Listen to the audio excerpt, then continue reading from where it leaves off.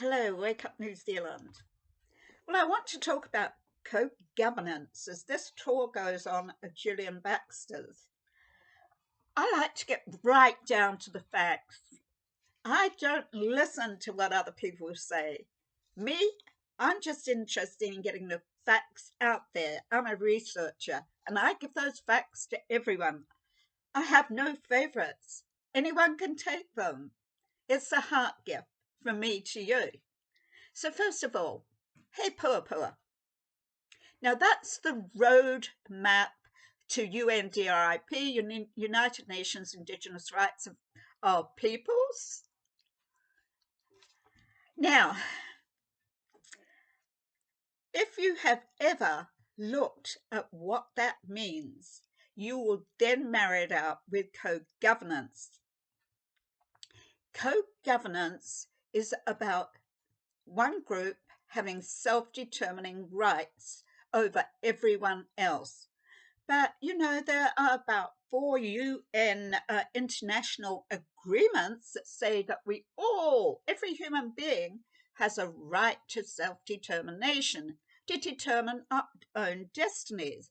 So why is it, since 1982 to 2007, there was this planning that certain iwi groups, indigenous groups across the world, would actually have self-determinating rights that others don't have when they've already got self-determining rights? So, I had to look at that. Why is this? So I look at it and I go, co-governance. And, this is exactly what's happened with the WEF and UN, co-governance for the whole damn world. So you see what's happening globally always happens nationally. So let's get on to UNDRIP, because we need to all understand what this is, because this is co-governance.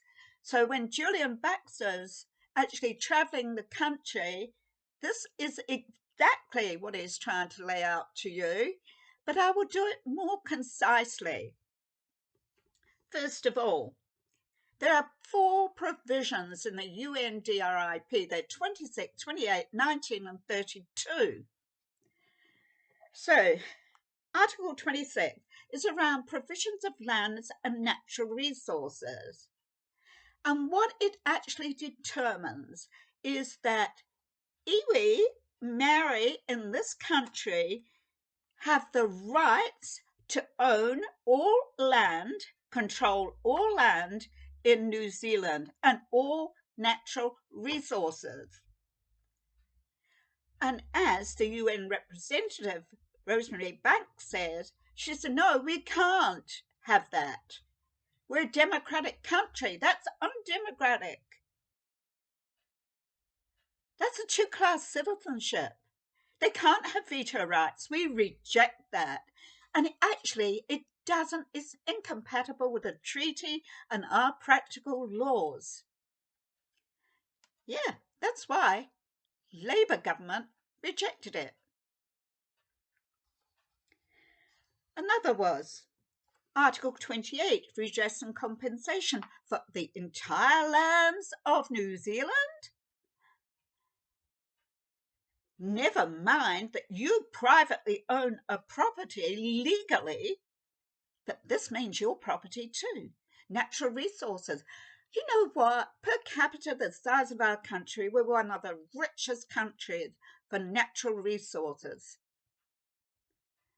Think about that, people. Control of natural resources. And that includes air, soil, water, things you can't live without. Complete veto rights. Veto rights that no others have. So it's incompatible with our democratic processes, our legislations, our constitutional arrangements, are not recognised as general principles of law. So Rosemary Banks, she actually laid it out, and she said others in the UN at the time were saying that's just an aspirational document to inspire, not one that has legal effects. Later on, Horemaya had a talk in Parliament. Horemaya, Minister of Maori Affairs, 2007, he speaks to Parliament. He tells the Maori Party to get their heads out the sand because they're right into it. He also says we can't have a two-class citizenship. It is incompatible with the treaty. This is undemocratic. And what about the lands that Indigenous and non-Indigenous own legally? No, we can't do it. But what happened? 2010, John Key, Peter Sharples, Maori Party, put them heads together. They'd already been out to hui's together, talking about this and water rights. And Peter Sharples went to the UN very secretly. John Key kept it very secret. And that UNDRIP was adopted into New Zealand. And ever since then, it's been planned to actually activate it, accelerate it in New Zealand. Now, last year, coming up to the election, there's been lots of meetings. Claire Charters, New Zealand Human Rights Commission, iwi National Leaders Group, Maori Party, they all know about this. They all know about it in Parliament. They all know what's happening. Every one of them. They've been meeting. The Cabinet sure knows about it because they commissioned it. So this is what's happened. So Claire Charters, what she did, she's a key person in this. She was part of authoring the He Puapua plan. She went off to the UN this year, April this year, because what happened was last year, Willie Jackson, who was behind this too,